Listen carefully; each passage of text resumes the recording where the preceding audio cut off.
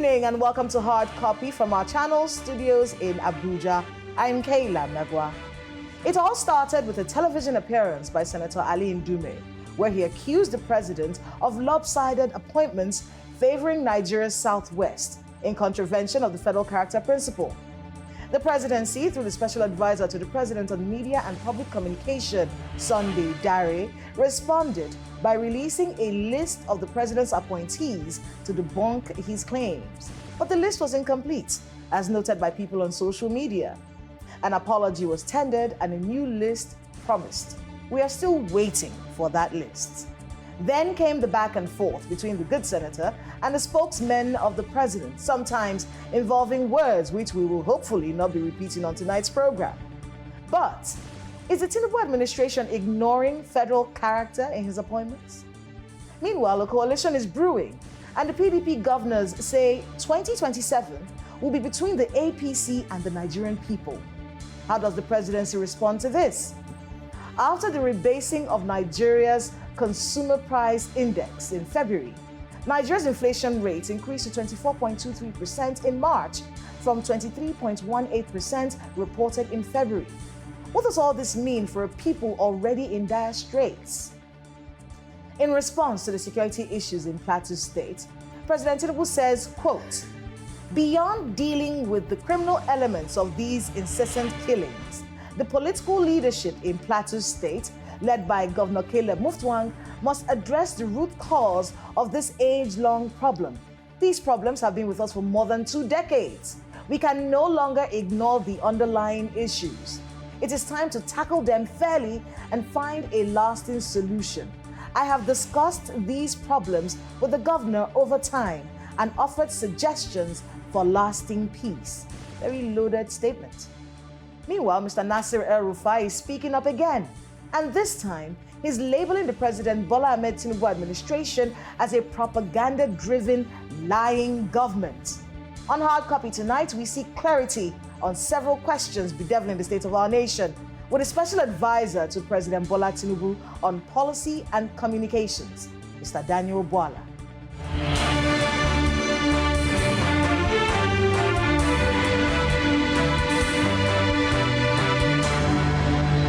Mr. Bwala, welcome to Hard Copy. Thank you. Thank you for having me. It's good to have you here. It's a long time. It's been a long time. A long time coming. It's been a busy few weeks for you. Yeah. It's busy and fruitful. Fruitful? Yeah. Okay, because it did feel like a lot of war. A lot of war going on. Really. You know, in politics, sometimes it is like a two-edged sword.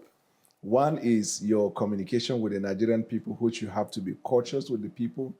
You have to be professional with the people. You have to try your best to speak to the people in a manner they will understand that the government is accountable to the people. While you do that, sometimes you also have to be watchful of elements who either pride themselves as opposition or undemocratic elements trying to create the discord. So the language you communicate with the Nigerian people sometimes might be different from the language you use in communicating with the non-state actors. So basically that is what it is. Non-state actors. These are Nigerians as well. They have the right to voice dissent. Yeah, but not a state actor. If they don't like what you're doing, they have the right to say they don't like it. This is the point. I agree with you. You know, I am comfortable with anybody, anywhere, raising an objection to the way and manner government is run. It's guaranteed in the Constitution. It's called freedom of expression.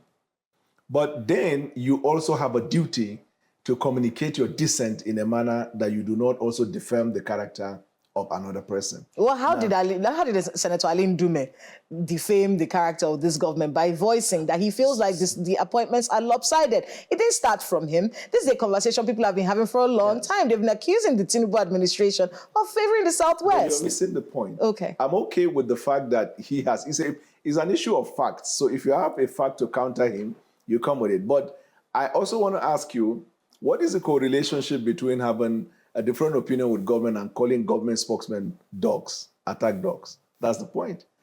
So that's defamation. But because I don't have time to take him to court, I also come to the media to bring out his record. But in any case, elders in our place have called and asked for a ceasefire, and I'm hoping that we're observing that. But I'm ready. Are you observing the ceasefire? I am, for as long as he does not misbehave, I'm ready. But I have a right of self-defense, and mine is just to bring out facts as they are. And I believe that that's behind me. However, he goes out to talk now, I will not respond because of the elders. And if I have to, I'll seek their opinion to do that. But I'm not bound by whatever they said. I am out to defend the president of Nigeria and the president who has recruited me to speak for him. And there is nothing that will hinder my willingness at any given time to take the bullet for him if I have to. Speaking of, the issue actually, and like I said earlier, it did start with Senator Ndume. This is a complaint that many people have had. Yeah. I understand over 7,000 appointments are still yet to be made. Right. But you see, what's happened is for many Nigerians, they're looking at the critical offices when it comes to security, when it comes to the economy. Right. And so when they look at those major ones, the ones that are in your face, right, they don't see, many Nigerians don't see themselves represented in that office, which is the reason why the accusations continue. Right. Explanations as to the fact that ambassadors are even yet to be appointed and all of these things. They hear that, but these aren't the people in their face. They want to know that the top, let's say in the top 10 appointments of the president, they want to be able to see an across-board representation of all the parts of this country. Is that something that the Tinubu administration has done? That is what it is. I mean, who is the secretary to the government of the Federation? Is he from the Southwest? He's from Benue. Who is the National Security Advisor? Nuribad. Who is the Chief of Defense Staff? Christopher. So that's how you run them through. You will see that the country is represented. The problem we have... Christopher Musa. So that's the North Central. Christopher Musa is in the Northwest. Okay, Northwest. National Security Advisor is in the Northeast. Okay. You get the point? Yes. North Central is, what do you call, the Secretary to the Government of the Federation. Yes. And then you can go on and on. What about the Southeast? There is Southeast and South. Let me think of what is quite a number, not just one. In the top 10? I don't know your measurement for the top 10, but what we see is that any appointment and position in government that one is privileged to serve, it is as critical and important as the position of the president. In the security appointments, right, who from the Southeast is in the top, is in the security appointments of the president right now? Well, you may have to refresh my memory or mention them, but what I know is that the constitutional provision has been complied with by Mr. President. Now, there is nowhere in the Constitution where it says top 10, top 5, and the rest. What the Constitution states in Section 14 is that the government must be run in a manner that it will reflect the principles of federal character. So that's what we're talking about. When we're talking about the security, Chief of Air Staff, Naval Staff, the Army, the Chief of... none of them from the Southeast. In the economic team, none of them from the Southeast.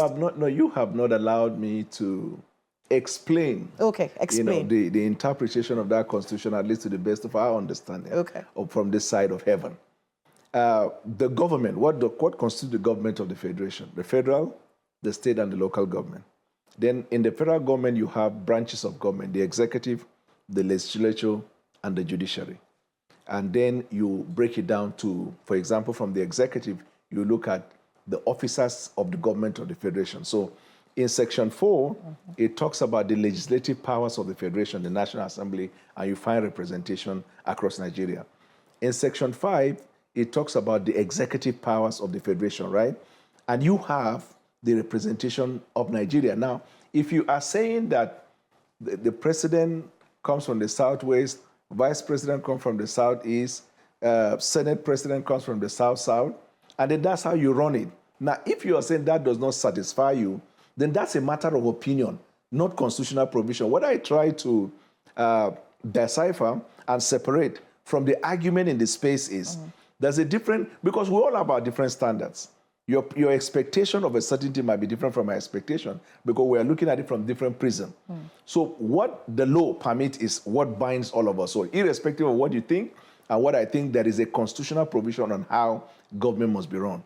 And I am suggesting to you that the government of the Federation of Nigeria is run in a manner that it has reflected the principles of federal character. Now, if somebody from his own ideal point of view doesn't think so, then that's his opinion.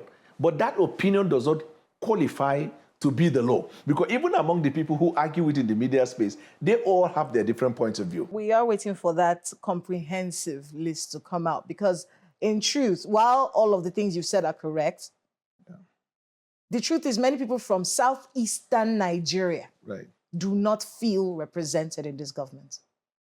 That is the truth. But I told you... I didn't say it's fact. I just said that's the truth. That is a feeling that a people have.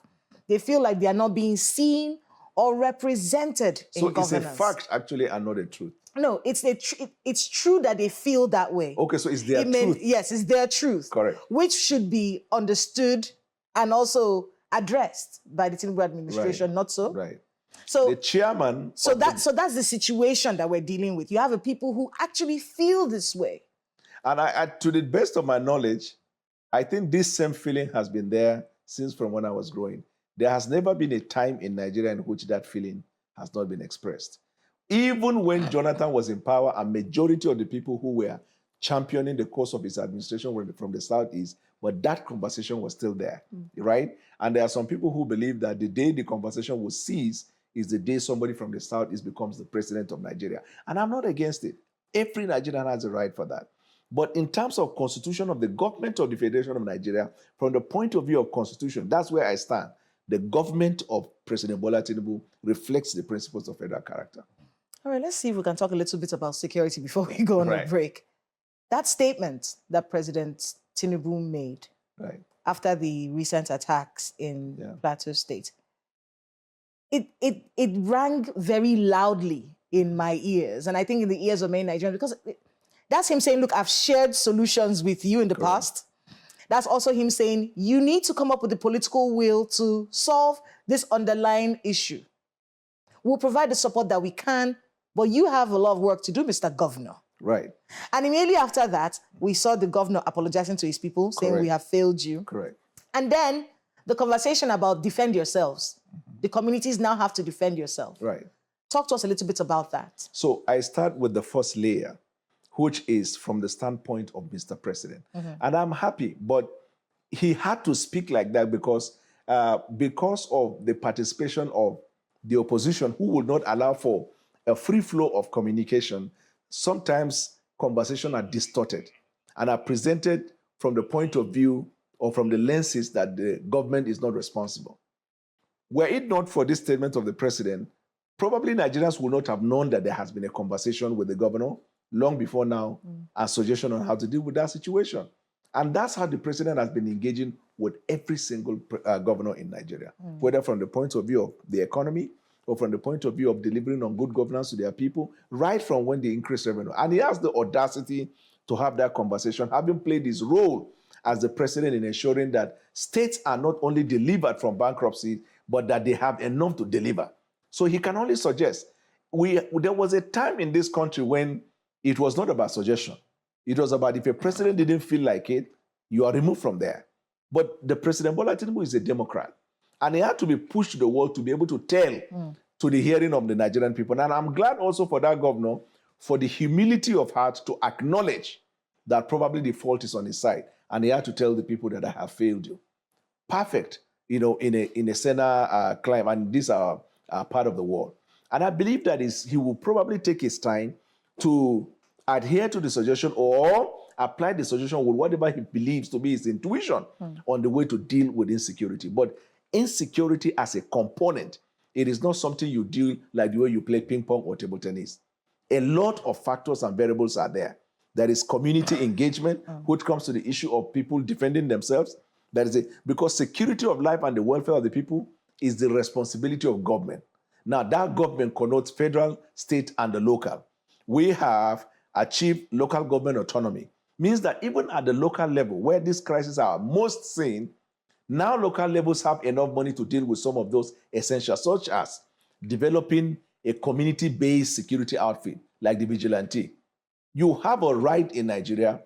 Vigilantes have license. And there are other, private security platforms that obtain one license or the other, with limited arms, for the purposes of defending the lives and the property of the people.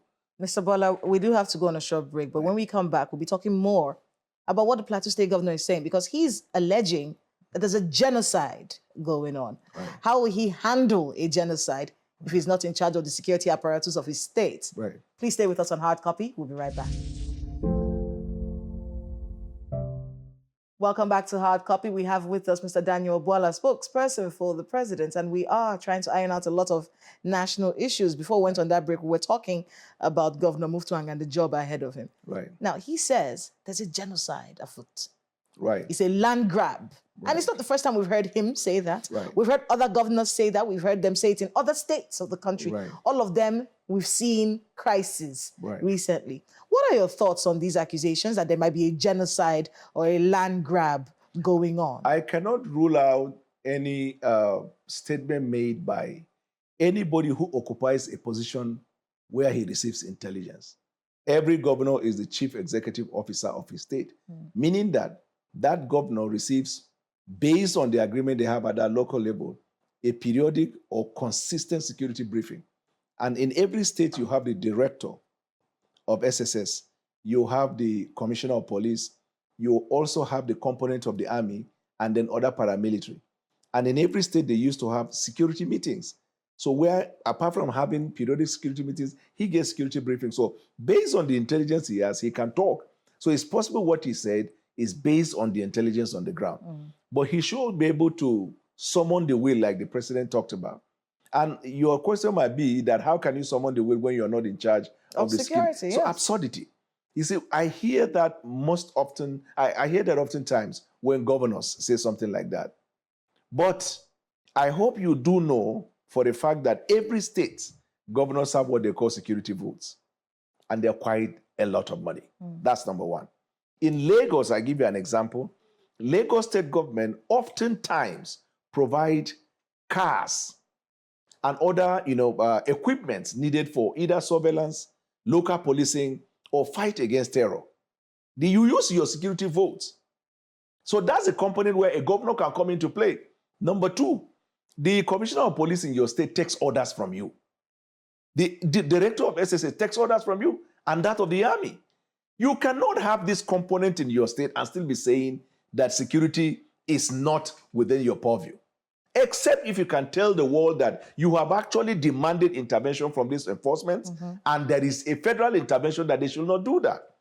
All I'm saying is that governors should stop these lame excuses. I'm not suggesting that my senior brother Mufang is giving a lame excuse. But generally, you always hear this conversation.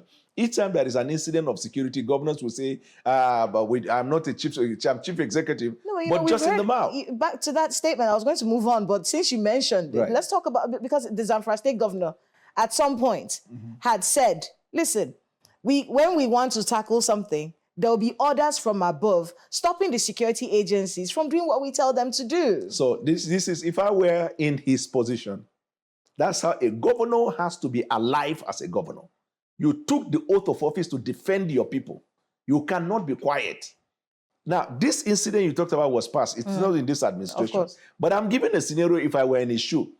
If I have, for all intent and purposes, based on the security given to me by a federal agent in my state, and I want to act against evil men, and there is an order from federal government, I will seek immediately to meet with Mr. President and report whoever it is that gave that order. Because take, for example, if it is police, you might say it's the IG of police, right? If it is DSS, you might say the Director General of Police, of SSS. If it is whatever, the military, you might probably say the Chief of Defense Staff or Chief of Army Staff. All these people are appointees of Mr. President. If there is a need for you to act and act swiftly, and anybody suggests that there is an order there is a contrary order, and every governor in Nigeria has a right to meet with the president at the earliest notice. So I seek to meet with the president and make a report of this fact. That means the governor is alive. A governor must not be seen crying. A governor must not be seen talking about helplessness. A governor must be seen talking like reassuring the people, right? Doing what you need to do. Work with the intelligence supply to you. Make sure that your base is covered. Put hope in the lives of these people because the people are helpless and sometimes they can be hopeless. They are probably in remote places where there is no local policing. Governor must give life to the people in the same manner that the president consistently keeps giving hope, keeps giving life, and keeps encouraging the Nigerian people. Because people draw their inspiration from leadership. Believe me, I'm telling you today, that the president is always available and ready to collaborate with any state government to fight insecurity in any part of Nigeria. He swore an oath by the Constitution to preserve and protect the lives and properties of the people. But we must stop this idea of always saying, I don't have control of the security, I don't have the... Anytime that conversation is done, it is always about, we want state police, right? You still have the control of federal agents in your state. That's why they are sent in your state. Let's talk politics. The People's Democratic Party say the 2027 general elections will be between the APC and the Nigerian people. Who said? The PDP governors. Oh. Yes. In That's fact, it was the Association of Wild Goose Chasers. Really? It was the Oyo State governor. And he has a reason for it. Right.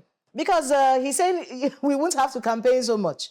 Right. People are that poor. We have an inflation figure that has gone up again. Despite, the headlines keep saying despite the rebasing of the CPI, but the truth was that rebasing the CPI didn't reduce anything. All it did was create a clearer picture of our present reality. So if we are in a situation where our inflation will increase, it will continue to increase, which is where we are. Oyo State? Which is where we are right now. Hold on a second. Okay. The Oyo State governor, he said basically that, look, the poverty in the land will do the campaigning for the People's Democratic Party. What do you make of that? So, and then you can also speak to these inflation figures, right, despite the interventions of the president. So this is my thinking regarding, and it's a funny one, actually, regarding the statement made by the PDP governors, when they say it is going to be a case of Nigerians and APC. How about those who have alternative plan? So Nigerians will listen to alternative. They will just say, because we don't like APC. Anything but the APC. Anything but APC, we yes, should go. Nigerians are more smarter than that. You see, any political party or coalition that fails to provide concrete, relatable alternative to the people, they are not eligible to be considered. That's one fact. Two, the reason they don't want to tell you that they have any alternative is because they would have done what we have done, but they never had that will to do it. That reforms take time, and that reforms bring results, and that there are interventions of government in the course of waiting for the fruition of the result. And that in fact, the Nigerian people will be able to get these results before 2027. They've started getting it already, because 27 states were bankrupt. 27 states are no longer bankrupt. Some of the states have triple times the revenue. If president had his magic wand, if the democracy we are practicing is such that the president can control state, there will probably no problem. Federal government is small. The state constitutes the government of the federation majorly. But he doesn't have control over how governors use their resources in their state to improve the lives and welfare of the people. Well, the propaganda against the All Progressive Congress is underway. We heard Nasir El-Rufai recently said the Tinubu administration is a government of liars and propaganda, and unable to deliver on all of the things that they say that they're going to be giving to the Nigerian people. They're saying the Social Democratic Party is on ground and they will be taking this power away from you. Mr. Peter Obi is also speaking up as well. In fact, we just heard him say that the president needs to come back. The country is boiling. Where was he doing where he is? These people have already started. Right. And, they're poking holes. And maybe these holes, will they be able to be blocked before 2027? No, Nigerians are not stupid. Now, they know them. They are not like a clap of thunder out of a blue sky. They are kids in the blood. We know them. If you come and say you are going to do something, people look at what have you done before. If El-Rufai is talking, you have to go to his state and see the genocidal killings that have taken place and see the insecurity. This governor that took over from him is addressing this problem. There's relative peace in Kaduna. So when I expect the fourth estate of the realm, when people come with their new stories, you interrogate them on the basis of what they did. You are accusing El-Rufai of genocide. No, that's not what I said. What did you say? No, I said there were genocidal killings. Okay. He's not the one that did it. Okay. But maybe he was not active enough in dealing with that. Maybe he took sides in the way crisis was managed in the state. But principally, the emphasis I was making in my conversation is this. It is an association of wild goose chasers, right? If you look at El-Rufai, my senior brother, and I have never, in all of my engagement with him, we've never been vitriol, unlike the case of the other fellow. But El-Rufai looked like a troublesome that is trying to find a home. When you send your child and he misses his way, or when your child decides to, stray out of the house, he goes on expeditious, wild goose chase. he misses his way and is looking for a home frantically. That's the way they behave. Everything he sees seems to be dangerous. Now, if you are telling me that they are going to defeat APC, you should be able to convince me that first, they even have a political party. They do, the Social Democratic Party. That is that of El-Rufai. Yes. Right? Do they have a senator in Nigeria? Do they have a House of Representatives member in Nigeria? You know, how long has he stayed? He's not even eligible to contest for any position unless they give him waiver. That's one. Peter Obi has told his close associate he's leaving Labour Party. Because Labour Party, as it stands today, they have 3 factions. He has not been able to manage Labour Party, crisis in his party. How you know somebody that can be a good leader? His ability to manage crisis. In fact, let me escalate it further. He even wrote a letter to National Assembly at some point and asked lawmakers from his party to do an act. They ignored it. Look, you cannot do wonders when you cannot manage your party. Who else? Now, Egbon Seyi Makinde, he has told everybody that he wants to run for president. What do you expect from him not to be profiling himself and then demarketing anybody else? What they are doing, the reason why we don't look bothered, because we understand they are trying to reinvent themselves, unfortunately.